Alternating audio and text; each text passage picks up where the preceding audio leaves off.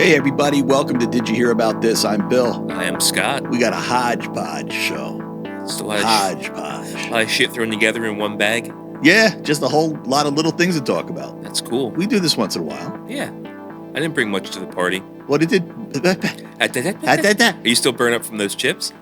No, I'm okay. But I have a yearning for hot sauce. I've been thinking about getting hot wings and like going out to dinner and maybe getting some more hot sauce because I enjoyed that. Yeah? I enjoyed that. It's been a while since I had anything really spicy.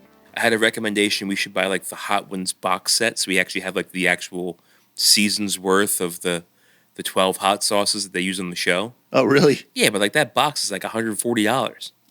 Oh, that's crazy. It is crazy. No, because I was browsing on Amazon. I was like, I want to have a few in the house. They're not that expensive. They're like $20 a bottle.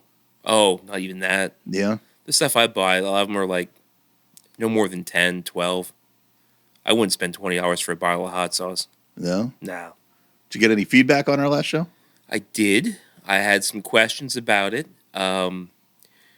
Question 1, did you cut down the amount of chewing through editing? And I said, I cut down on my edit, and then Bill took out even more on his edit. I did. I cut down a lot. And I did tell you when I sent it over, I said, hey, show's uploaded. Feel free to take out all the ASMR chewing that you feel needs to be taken out. I was getting a little grossed out. Yeah. I do not get that ASMR stuff. I don't either. Is it still popular? Do the young kids still like it? I have no idea. Oh, Chase is in the room. Young Chase. Nugget. He was shaking his head. No? I mean, no, it's kind of like gross. How do you know about it? It's just all over YouTube and everything. Really? Yeah. It's great to have you here, buddy. So, yeah, I never saw the appeal of ASMR, I'll tell you that. Me neither. I mean, I don't even know how big it is, but it sounds like it's big. Yeah. There's a lot of stuff out there that I watch, through social media, like things that just kind of leak through that I'm like, I don't get reaction videos. I don't get where people like to show something and then on the side of the screen is somebody else reacting to it. I don't give a damn about the guy reacting to it. But isn't that what all these X-Men, Avenger, Marvel trailers, like there's people doing like reaction videos to that. I don't watch any of those. You don't watch that through like Screen Rant or through New Rockstars? Nah, I see some screwhead pop his little head in there and like, here's what my face looked like when I first saw Iron Man as Tony Stark as Dr. Doom. I'm like, I don't care. Yeah, who cares? But they're huge. Reaction videos are huge. I guess. This is why we're not popular, Bill. This is why we're old. Or maybe we're not popular because we're old. There's correlation there for sure. What's our hodgepodge? What do we got today? I brought some stuff from the old interwebs, including a short story about something I doubt you've heard of. You think that a lot, but I can fool you. And that's what I'm hoping. I'm hoping you know this story. You want me to read this to you? Just to get back to the feedback on the last show, when I said that we did edit the chewing, they thought it was a very good edit. So we got some feedback and compliments on our editing. Oh, editing's not our problem. It's being funny. Yeah, a lot of stuff does come out better after the edit, but yeah, we got to get better on the front end, I think. I wonder how those podcasters do it. I was watching, do you watch Kill Tony? No. Have you heard of it? I have, yes. We watched an episode, a 2-hour episode with Shane Gillis on it. I like Shane Gillis. It's a podcast. He's a guy from Mechanicsburg. Yeah, he's close. Yeah. He's funny as hell. I mean, he's dirty. Very. Like, they're bringing dirty jokes back to the world. It got him kicked off Saturday Night Live. Yeah, it did. And he didn't let up at all. He did not. But that Kill Tony show, that was a 2-hour podcast. They called it a podcast. And I was like, well, they put a lot more time into their podcast than we do. But to have to be funny all the time, like it's just, you got to, there I go again. Like a motorboat. Like Popeye. Jeez. Keep jumping at a boy. Hey, scratch me on the side. But to have to be funny all the time, like you're just sitting there for 2 hours, the camera's constantly on you, be funny. That's hard, man. Yeah, but a lot of them are professional comedians, and that's like their whole gig is just being funny all the time. It's a stressful job after a while. What if you wake up and you're kind of tired and you're like, today I got to be funny on the Kill Tony show, and I just don't have it. Have their go-tos, Oh, I don't think so. These guys were just riffing the whole time, just improvising. Yeah, and it made the 2 hours go pretty fast, but that's a long show. Well, that's why they're getting paid for it, and we're not. Yeah. Why don't we try a 2-hour show? Could you imagine me surviving a 2-hour show? Probably not. I'm No. zonked out after an hour of talking. We just have to come with better topics or more pre-gaming, I guess. So let's get into this small story that I brought you Okay. to see if you've heard of this. I love the challenge. On November 12th, 1970, residents of Florence, Oregon, were treated to one of the most bizarre events in American history. A 45-foot, 8-ton sperm whale had washed ashore and began to rot. Oh, it stinks. Is this when it explodes on You the beach? fucking know this story. I'm so tired of you knowing all of these. I mean, that's just a great story. How did I not hear about that? It's called The Day Oregon Blew Up a Whale. That's the name of this story. Okay. Oh, And for the listeners. I don't even want to tell it anymore. I didn't mean to, sink your ship here, but I heard of it. So there's video of it. This was all filmed and made into a segment on the Oregon News. You can go to YouTube and watch it. It's crazy. But literally, this giant sperm whale is sitting on the beach, and it stinks. Like, it's a dead... the whole town must stink. It's like the cheese wheel. It's like the cheese... Yeah, remember the cheese siege? Yep. But the problem here, Scott, is that nobody knew how to get rid of this thing. It was so big, it had never happened before. They had no idea how to get rid of it. Does it say how heavy this thing was? 8 tons. I was going to say, that's like 8 tons of dead weight. Just laying there. Like, nobody was moving this thing, even with a crane. No. You'd have to get a fleet of, like, bulldozers to maybe get this thing rolling. Maybe. Ugh. Just the stink and the stench. Wait for high tide. Yeah, maybe they should have, really. So, enter the Oregon Highway Division. Since the whale had beached on state land and there was no precedent for how to handle such a massive decomposing fish, highway engineers decided to apply what they knew, explosives. Jesus laughing. So, where do you get dynamite? Could we go to the store and just buy dynamite? Is that a thing we can do? I don't believe so. I mean, I know a lot of mining companies use dynamite. I know, the highway division, they use dynamite like when they have to lay new roads and stuff, that they have to blow up boulders and stuff underground so they can level a road. Like, they use dynamite pretty regularly. But could I get it? I don't think so. You don't think there's a hardware store and they just sell dynamite like they do in the movies? No, there's no Acme you can call, like the Roadrunner or the Coyote. Yeah. I mean, I'm sure you can go online and Google a recipe for your homemade stuff, but that might get you on some kind of list someplace. Right. You don't want to do that. Don't want to do that. Don't do that. The plan was simple. Use a half-ton of dynamite to obliterate the whale. Now, a half-ton seems a bit extreme. I don't even know how much that is. It's a lot of dynamite. That's 1,000 pounds of dynamite. So a half-ton of dynamite to obliterate this whale, and then they'll let the seagulls take care of the rest. So as all the meat splatters, the seagulls and the crabs and everything. So now we're at the Kentucky meat shower. It's a little but now Kentucky. We're at the Oregon meat shower. Yeah. Oh, this is just tying together all the old episodes. So they believe the blast would scatter small chunks all over the dune, and nature will just take care of itself. That was their plan. Nope. Paul Lindman, a local news reporter, was there filming. His news report is available to watch on YouTube. It was there to cover this event that happened at exactly 3:45 p.m. The charges were detonated. Boom! But guess what? Things didn't go as planned. I'm guessing there's just whale guts everywhere. Whale guts everywhere. Just giant chunks of meat going way further than they expected. Out into the parking lots, it's landing and destroying cars. You see the footage suddenly go off because they were like, we got to get the hell out of here. It just started raining meat. Giant chunks of meat. So this looks like the end of Jaws when they shoot the barrel in his mouth. The whole thing just blows up. Kinda, because at the end of Jaws, remember how most of the sharks still survived and fell? Yeah, it's going down with the red, yeah. Most of the sperm whales stayed there. Oh. So it just blew chunks out of the sperm whale, but the giant whale was still there. That's disgusting. It didn't do anything for the smell. No. And guess what? The seagulls didn't come back. They heard the explosion and they were like, we're done with this, heading out of town. Feats don't fail me now. So all the meat was just laying around for people to have to go pick up. Ugh. The cleanup lasted days. The footage from Lindman's report went viral decades later when rediscovered online, and the story became a cult classic. In 2020, exactly 50 years later, Oregon even named a park in Florence the Exploding Whale Memorial Park. So there you have it. So we can go visit the Exploding Whale Memorial Park today? We can go there today. Oh, my gosh. And it might smell like whale meat. Yeah, I feel that psychosomatically I would smell like decaying fish.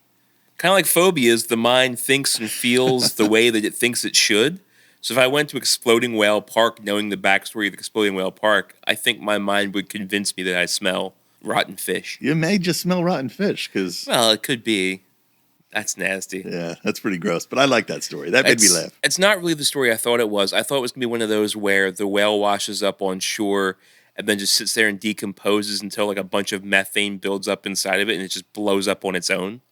Has that ever happened? Yo, that's happened, yeah. Well, they got to it before the methane did. I didn't know this was like a bad engineering idea gone wrong.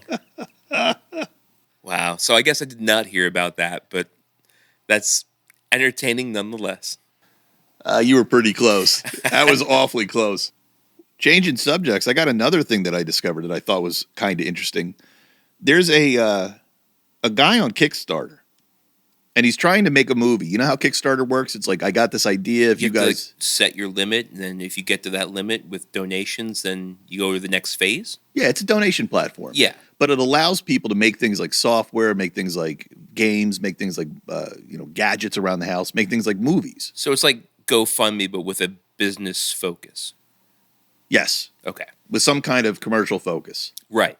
I know Kickstarter is like, there's products sometimes where if you're an early investor, you will get a prototype or you will get one of the very first manufactured models. Yeah, ideally. Yeah. If it gets enough money. If it gets that far. Otherwise, you're just throwing your money at who knows what. Which I've done. I've made investments into businesses that didn't kind of go anywhere. But yeah, this is like small scale doing that.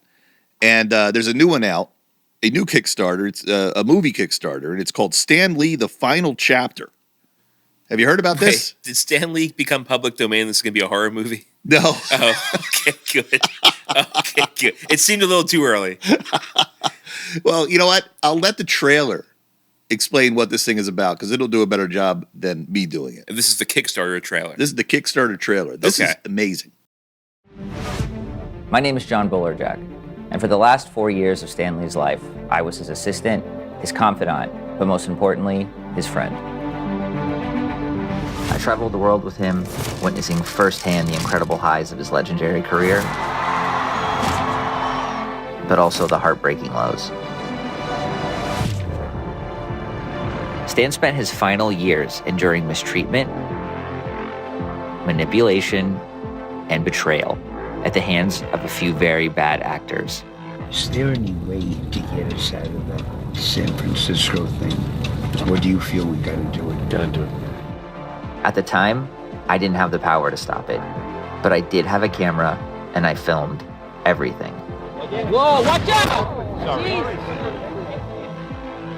Now I'm asking for your help to finish the film and finally get justice for Stan.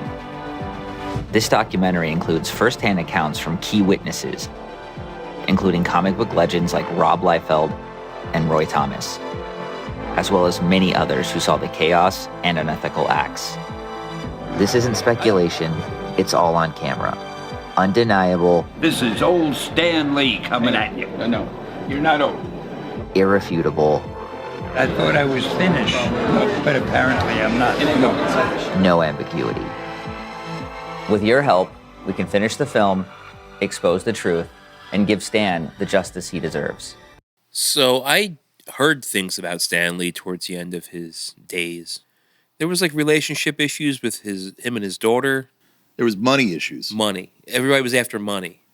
But clearly there's a villain in this, and it was that guy there that was wearing the Millennium Falcon t-shirt that seemed to be his booking manager, maybe? I don't know. Yeah, probably. I mean, it's certainly implied that he was doing some bad shit to Stan. He was taking some cash on the side. He was making him do signings longer than he was contracted to do signings. I feel like there was some, taking advantage of there. So this is like vigilante justice in movie form. Yeah, this is like I'm getting that justice through naming names. Yeah. Yeah, I mean, this guy probably is going to get some lawsuits if this thing even gets made. Yeah. Maybe he's getting them already. Brazen. I'm glad this is great that he's doing it. I'm all for it. Do it. It seems like he's doing it for the right reason. Seems like he's not trying to cash in. Nah, seems like a good kid.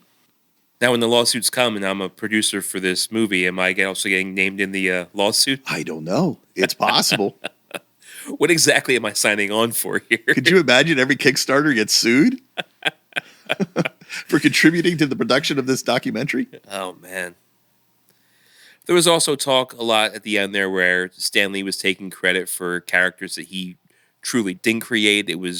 But Jack Kirby was actually the creator, and I think we talked about it on the show. Yeah, we did. Yeah. We did. So I don't know how true all that is. Yeah. But this guy seems to be like he was there. He was his assistant. He was there with him more often than not. So he has the behind the scenes footage. Now, there's two sides to every story. We all know that. But this clearly set up that other gentleman in the video as the villain. A super villain. There's an antagonist for sure. I just think we're in a hell of a world where somebody can now put something like this together and put it on the internet, get it produced with the help of crowdfunding. Like, that's not a thing we grew up with. Yeah, I mean, we said before, anybody can create. I mean, before, when we were kids, nobody was putting together radio shows or podcasts or anything like that. Really, social media, YouTube, everything just made everything that much more accessible.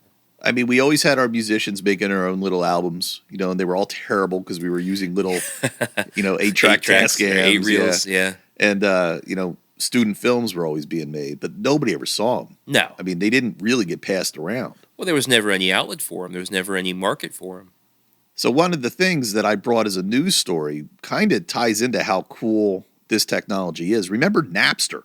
I do. What do you remember about Napster? It was a peer-to-peer sharing service, which is how it was marketed. For me, it was just a way to get free music without paying any money for it. And when I moved to college and I had a T1 internet connection, I could set up albums to download within minutes. Yeah. Illegally. Yeah. Oh, I love doing it. And then it came to a crashing halt when Lars Ulrich and Metallica sued. I think I even told you this story about how I used to work in the music business a little. I was a writer in the music business, and I went to see a show in Washington, D.C., and at the end, when you get to do the press and you sit there and you listen to all the rock stars at their booth, talking about, one of the questions that came up to every single one of them was, what do you think about Napster? Yeah. And they were all like, we hate Napster. We hate it. What a rip. It's Because they weren't destroying getting the paid their industry. royalties. They were all pissed off about not getting paid. And then all of a sudden, they asked the Foo Fighters. The Foo Fighters were just getting big. It was their first album.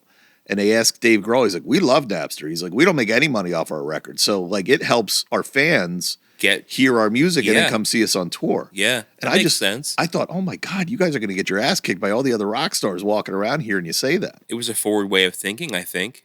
But it really did take down the music industry. It did. Once you could get MP3s took down the music industry. This just helped share those MP3s. You're right. That's very true. But I was such a thief in the night, man. I was downloading all of that stuff too, making my own little mix albums. Do I still have songs on my computers that I got off of Napster originally? Do you really? I do. I have no MP3s anymore. It's all streaming for me. No, I still have MP3s. I even still have some on my phone. You're kidding. No, I swear. I'm thinking, there was so much Dave Matthews live music and live recordings out there, from the soundboards that were just passed around.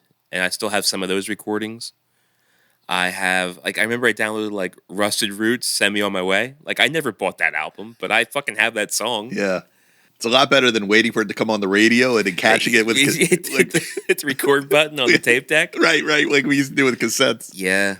Man, when I got my first stereo that had 2 tape decks, I was like, oh, look out. So there's a story in ABC News today. Napster sold to tech commerce company for $207 million. So basically, this is a startup company, right? Kind of like Kickstarter is new and doing something kind of cool. I don't know if this is cool, but it's new and kind of funky. Basically, this company is going to try to create a musical social media platform where you can go with your buddies and hang out and watch a virtual band. And bands can actually promote their music and do a lot more with gifts and digital and real life merch. So it's supposed to be a place for musicians to really get a chance to show off their music in a new way. So it's new technology for musicians. So this is a virtual dive bar to go watch up-and-coming bands, and then maybe afterwards buy their tape off the back of their loadout van? That's how it sounds to me. It's certainly an idea. It's a world that's gone by. I used to buy demo tapes off of people. Would you go to this experience? Would you go to Napster? If this took off and people were like, oh, go to my Napster page.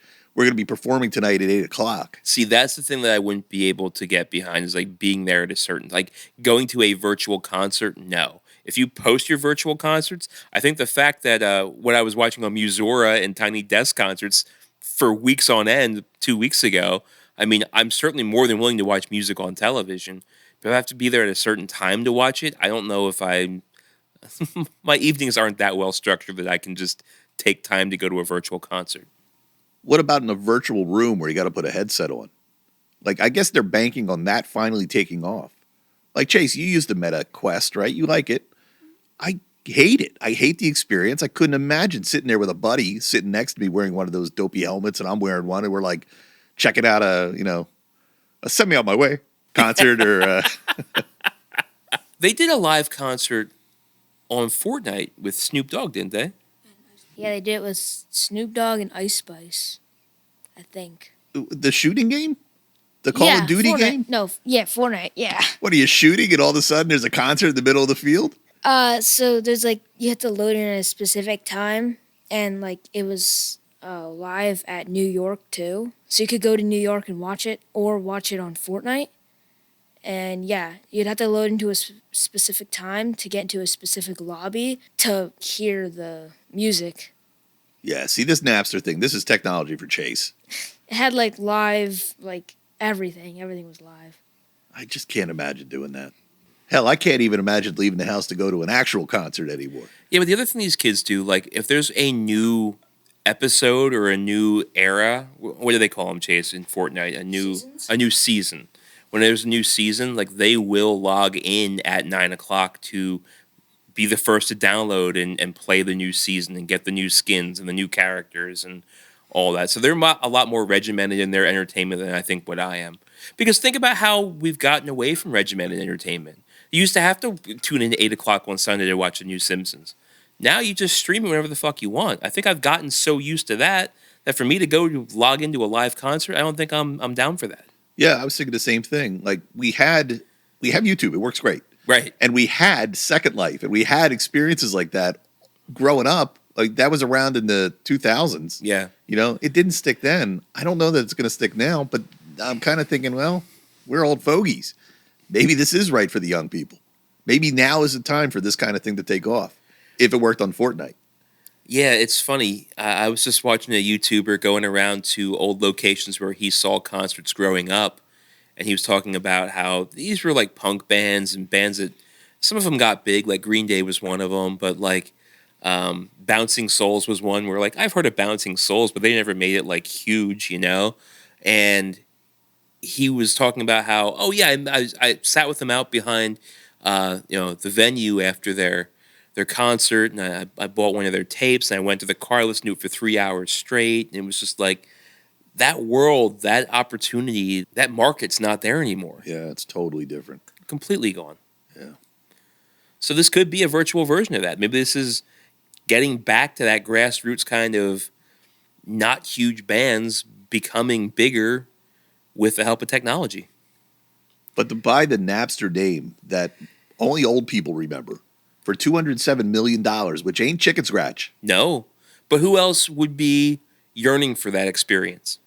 Nobody else knows it. So only someone that knows Napster would know what this could be recreating for them from their childhood. So you do think this might be aimed at adults? I do. Yeah, maybe. We'll see. Good luck to them. $207 million. You're starting yourself behind the 8 ball with a price tag like that. You sure are. And I'm just not sure people are ready for it, but we'll see. It sounds like a cool service. Yeah. Do you pay per login? Do you have to have a subscription? They haven't gotten that far involved with releasing information, I guess. I didn't get that far into the article. Oh, okay. Okay. No, honestly, I don't know. Napster was owned by Justin Timberlake for a while. He was one of the first buyers after it went belly up. What happened to Napster right after it shut down? I remember there was still music out there, but you couldn't search by name. There were keywords out there that you could search for, and you could find certain bands. Or was it to click around? I don't know. They were trying to scrub everything and get it off the internet. Yeah, once it really wasn't what I wanted anymore. I didn't care about it at all. And then it became LimeWire, which was where everybody migrated to. Napster didn't become LimeWire, but LimeWire was then the service where you can get not just MP3s, but straight up movies, MP4s, anything you wanted. Well, that's where the music industry got it all wrong. Instead of saying, hey, we can shut this down. Instead of Lars and James Hetfield saying we can stop people from getting MP3s, they should have said, oh, these things are out there now, and you can't. It's just like this AI. You can't put the genie back in the bottle. You can't fight it. You can't fight it. Learn to embrace it. Because really, if you think about it, what ended up happening was Apple's the one that's now making all the money off of music. Everything is through iTunes. And Spotify. Yeah, I guess, but Apple's got to be the main player in this world. They were the first one that came out with the iPod and the portable MP3 player. Yeah, I don't think we'd have MP3 popularity without the iPod. Right. Everybody's iPhone is a fucking MP3 player. Yeah. So Apple is really the one that made out the best after the MP3s came out, made popular by Napster. Yeah. If there weren't MP3 players, you think MP3s would have gotten that big? Would you have sat there by your... Remember, because it would have been a desktop back then. I would have, and you know why? Because I bought a CD burner. I bought a CDRW. That's right. And I installed... That was the very first computer mod I did, was installing a CDRW into my tower. Dude, I had so many burned CDs. Me too. Just from the Just CDR. spindles of them. Yeah. And it was all Napster crap. All different quality. Some sounded good, some sounded bad. I didn't care. I got it for free. That's right. Well, I thought that was kind of neat that Napster's trying to make a comeback. I think it's funny that somebody paid him $207 million just for the name. I know. Wow. I don't even know who owned the name. I didn't get that out of the story, but somebody's just running around with in their back pocket. Hey, you know what? I own the Napster name. I don't know what I'm going to do with it. Maybe one day somebody will want it. Oh, I'll take it for $207 million. So what's next? MySpace? Where is MySpace? Somebody's got the name. Tom? Tom's got the name. Where's Tom? Who's seen Tom? Has anyone checked in on Tom? For a guy that had all the friends in the world, he's very lonely. Could you imagine he's got no friends? It's like the Stan Lee story for Tom. Somebody's got to do that story. Where's Tom been? Where's Tom's GoFundMe? Or Tom's Kickstarter? Finding Tom, the new Kickstarter, put together by Scott and Bill. Shit. Speaking of Stan Lee, did you see the new Avengers trailer? Or the sneak preview event announcement? What the fuck was that? I don't know. Somebody told me it was 5 hours long. I saw a 5-second thing where it just ran by a bunch of chairs. Yeah, with like the back studio of everybody's chairs. name on it. And I think there were names missing. There were. Where's Spider-Man? Spider-Man's not in there. Scarlet Witch is not in there. I was as surprised as names that weren't in there than I was of names that were in there. Doctor Strange wasn't in there. Oh, yeah, that's right. So really nothing from the Scarlet Witch or the Multiverse Saga or anything like that's in there. I didn't see... Wolverine's not in there. Deadpool's not in there. I saw Chris Hemsworth, but I didn't see the other Chris Evans. Chris Evans wasn't in there. Yeah. But Ian McKellen's in there. And Patrick Stewart's in there. Yeah. So we're getting the original Magneto and the original Professor X. And I saw the name for the guy that plays Cyclops. And then I saw Kelsey Grammer. Playing the Beast. So we're getting the X2 X-Men. Oh, yeah, and Nightcrawler. Nightcrawler's in there, too. And Rebecca Romaine, who played... Mystique. So Kevin Feige was a part of the production. He didn't direct X2, did he? Kevin Feige? I don't know how much he did was with involved. That. Oh, yeah? He was definitely involved Like with his early X-Men days? 1 and X2. Yeah, he was definitely involved with it. So the fact that we're going back there for the MCU doesn't surprise me. And the Russo brothers are writing these. So I heard a rumor. I don't know how true this is. Just, I love rumors. That Electric State movie that came out. Have you seen that yet? Yeah, with the Mr. Peanut we talked about? Yeah. I know it's out on, what, Paramount? Or Netflix. Amazon? Netflix? Yeah. I saw it out there, but I didn't watch it. It stinks. Oh, it stinks. That's what I hear. Everyone hates it. It's a bomb. So now all of a sudden Feige's all nervous. Like, oh my God, I just gave everything back to the Russo brothers. And the rumor is he's freaking out by how much people hate this Electric State that he's decided he's going to stay tuned in to this whole production like he used to be. So evidently Feige would be very in the conversations with all the movies that came out. And then he started to pull back a little as all these, extra things came out. He's like, I can't be involved in everything. So now he's saying... And look what the fuck happened. It spun out of control. Right. Maybe he shouldn't have taken his finger off the pulse of everything to begin with. That's what I'm wondering. So maybe now that he's like, oh, they did bad with the Electric State, I better, watch over their shoulders. No, maybe that's what it needs. Well, I'm saying regardless of how their previous movie did, regardless of who you put back in, Great. It's the Russo brothers. They had success before. Good for them. You should be going back to everything that worked before. And if you being there, micromanaging is what got you where you needed to be before, then sure as shit, go back to it. Because you can't afford any more bombs, dude.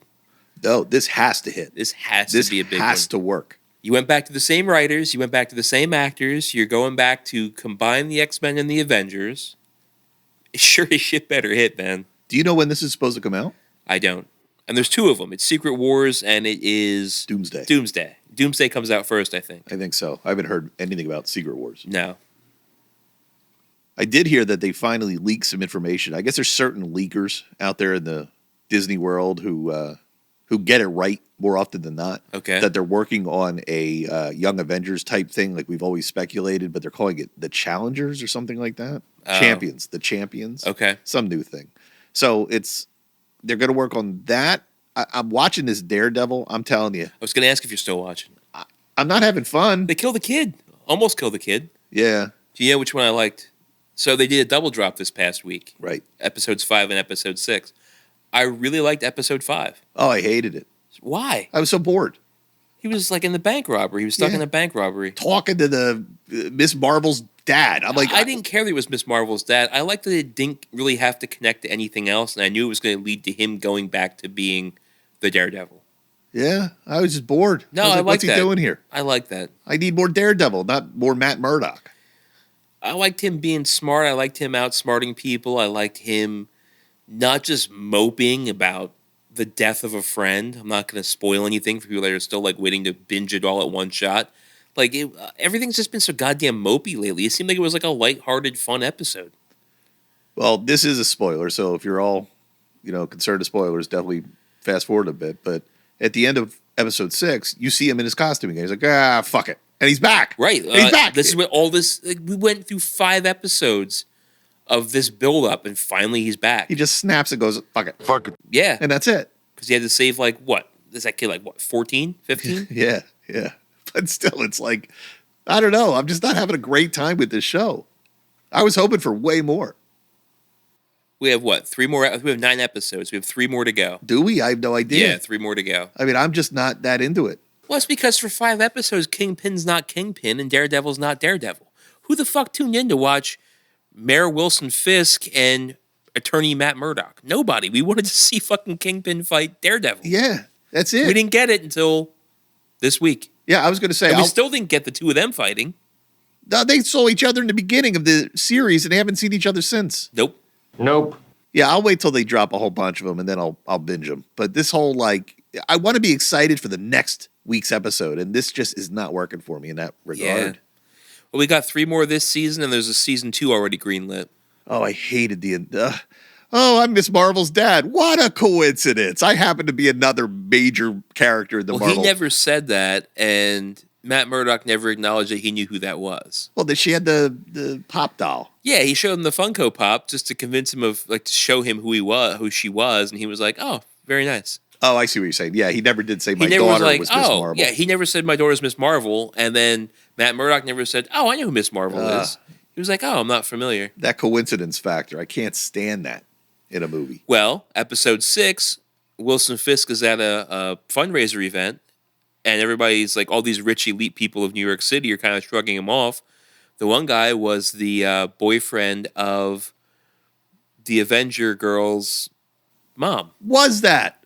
Yeah. I saw that guy. I was like, is that the guy? That's the fucking guy. He was kind of a doofus in that. Bishop. Kate Bishop. It was Kate Bishop's mom's boyfriend. That was a douchebag that everybody thought was tied to the Tracksuit Mafia. Right. Yeah. But at the end, he just kind of was a buffoon. He was a rich New York asshole. Oh, that was And now him? he's threatening Mayor Wilson Fisk because he wants funding for his Red Hook dock project. Yeah. And he's like, no. Not a threat, a warning.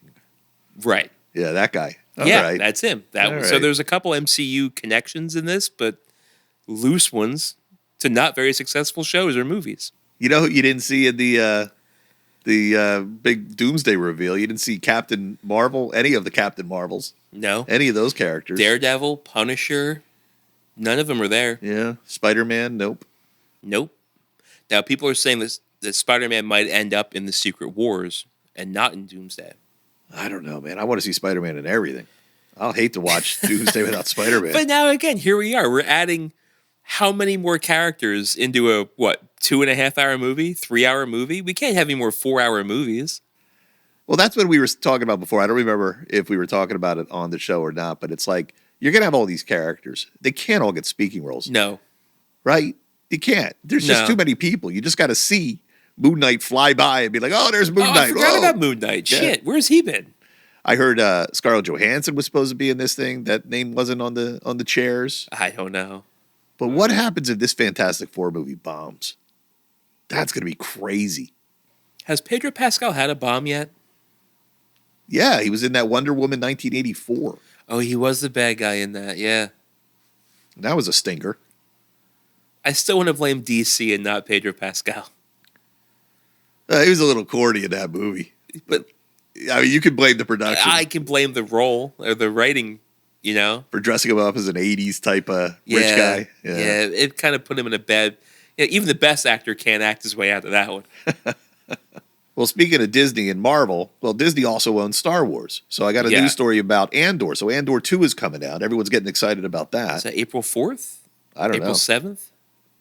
Anyway, it's coming out in April, yeah. So from SFX, which I guess is a magazine, Andor showrunner hopes that the Disney Plus show's success helps convince Lucasfilm to sign off on either a Star Wars horror movie or sitcom. Oh, if they did Death Troopers, that would be so good.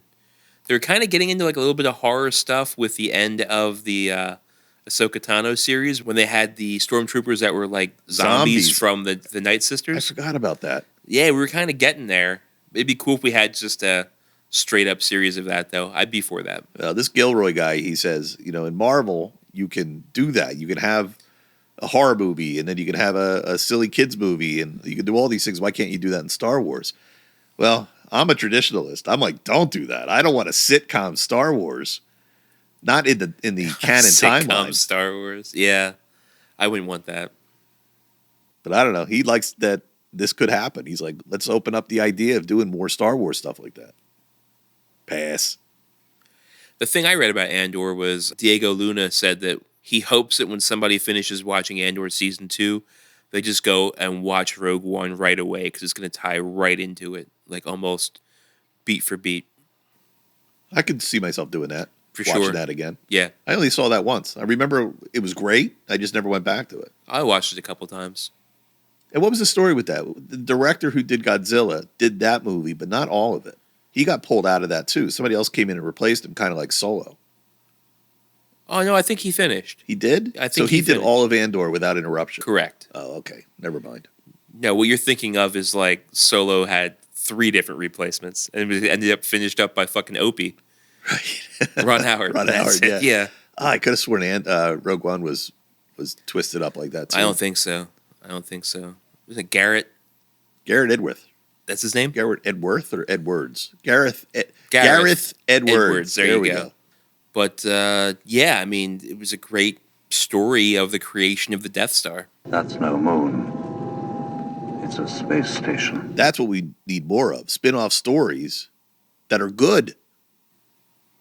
We don't need anything that ties back to the fucking Death Star in the original trilogy, Bill. I knew you'd hate it. We don't. But I will watch this. Yeah. Yeah, I'm going to watch it too. So April 4th, you say?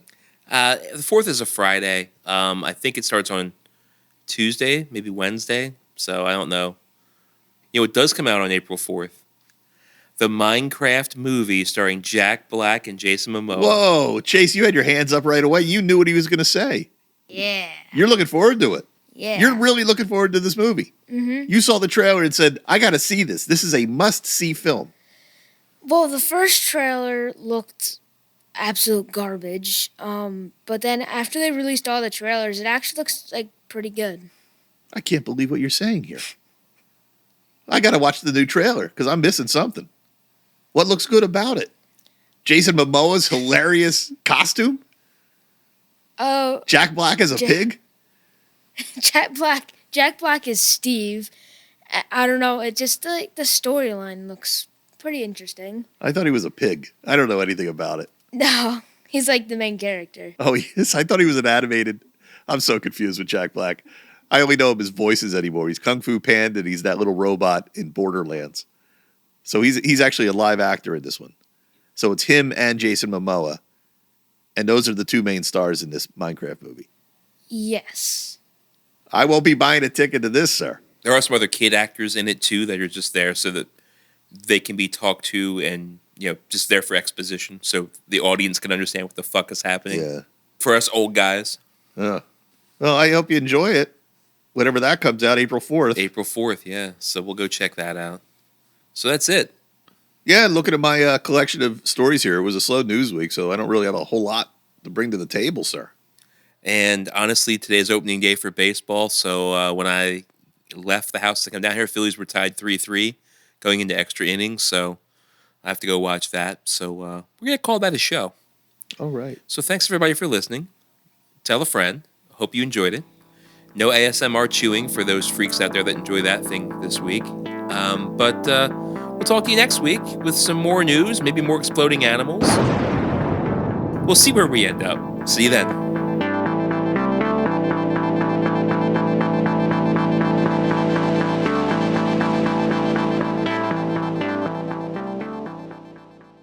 Fuck it.